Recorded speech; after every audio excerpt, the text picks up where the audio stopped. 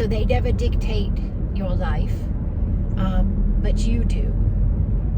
And you do that by how you perceive your spaces. You do that by how you interpret your spaces. So when you have an experience, you automatically set a feeling of it, like you like it or you hate it.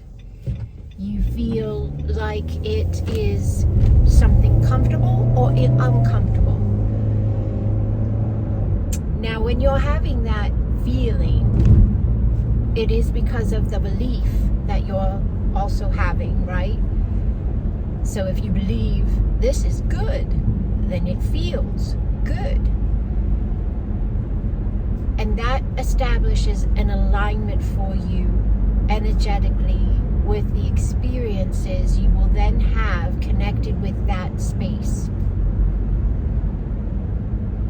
So any experience you ever have, remember, you are designing and aligning the future unfoldings with that space by how you are connecting with it in its beginning stage. So the moment you have a connectivity with an experience, a space, a person, the moment you have that initial space of the beginning of your interpretation, your perception, your feelings about that person or space or experience, you are also at that very moment laying out every future space with that person, that place, that experience, that thought process, whatever it is that you are connecting with, and setting a perception on, setting a belief with, setting up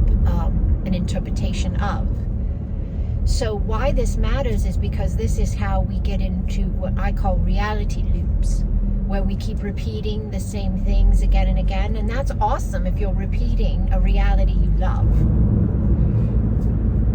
But if you're repeating a reality that you are not in love with, that is in any way daunting, uncomfortable, difficult, draining, whatever, then you have the opportunity to get out of that reality loop. You have the opportunity to get out of that cycle of energy, because that's all it is. It's a cycle of energy. Whatever you emanate out of you vibrationally through your thoughts, your feelings, your actions, that whatever you're sending out vibrationally is what you will receive back, you will connect into, you will experience in your life. So self-mastery is the understanding of this and beginning to navigate all your experiences from this understanding. And the biggest thing that you have to remove from, most people have to remove from current programming, because it's all a program. You've been programmed by society, by your teacher, by your pastor, by your mother, by your father, by your friends, by your husband, by your kid, whatever. And it's a constant program that we embed into, if you will, or embed into us when we feed it, when we give it an acknowledgement or a confirmation of a belief in it. Once you remove that acknowledgement of belief in that particular perception or view or program, you begin to uninstall it. It doesn't uninstall completely the first time you say, that's a timeline I no longer align with, that's a belief structure I no longer believe, I don't feel that way about myself anymore. When you say that the first time, you have initiated the uninstall. There are a couple things you have to do though. One is you have to remember, how long have you been installing the programs you've been running your whole life? And you can allow yourself a little bit of compassion and space when you have muscle memory, when you have addictions to behaviors and to, being accustomed to a way of living because you've been running a program that's been doing that your whole life. So when you implement a new way of being and doing, and you implement your self-mastery, and you're consciously aware of your energetic alignments, and what you are aligning to continue to experience in your life. Give yourself that space to understand that it took you your whole life to get this program embedded in you. Give yourself a couple of days, a couple of weeks to get the new one embedded. And that's the other thing you need to do, is besides acknowledging what you want to uninstall and stop running it, stop feeding it, stop thinking it, stop saying it, stop doing it, stop feeling it, stop. S-T-O-P, a 4-letter word. You can do it. First thing you have to do is stop the old program. Second thing you have to do is give yourself some compassion and understanding, and don't be judgmental of yourself as you have stopped it. And now you have to also, third thing, implement the new program. You can't just stop the old one. You have to implement the new one. And when you implement the new one, again, give yourself some compassion and space to allow it to take hold, allow it to embed. You gave yourself every single day and every single year up until this time for the other one to embed and to run, right?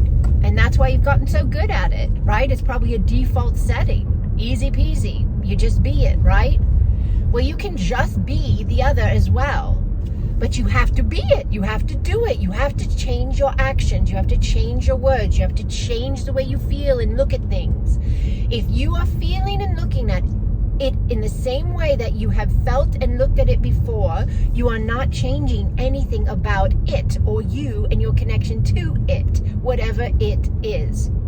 So if you have something happening, whether it's in your own individual life or whether it's like a really big thing going on in the world around you, if you're feeling about it the way you've always felt and you're looking at it the way you've always looked at it, you're not changing anything. You're not changing anything in you or in it or in any of it. So please keep this in mind and allow yourself that power. You have this power. You are the power. If enough of us in human culture and human collective gain this understanding and remove these programs, because these programs were they were put in for the process of control. They were put in for the process of control, because if you can keep a group of people thinking a certain way, acting a certain way, they're going to continue to be controlled in that way, and they're going to continue to function in that way. But if those people step out of that programming and they implement a higher vibrational program that comes from their conscious choice and understanding of their own ability as self-masters, now they are no longer controllable. Now they have become empowered. And empowered people, beings, are free people and beings. They're free because they are not triggered, they are not driven by the outer world, but they own the power of the inner world and they put it into motion. So allow yourself to think on these things. It applies to many, many areas of our lives. And remember that all consciousness in all its formats is a space of source experiencing itself in that particular now. Unending blessings upon you, holy ones. Unending.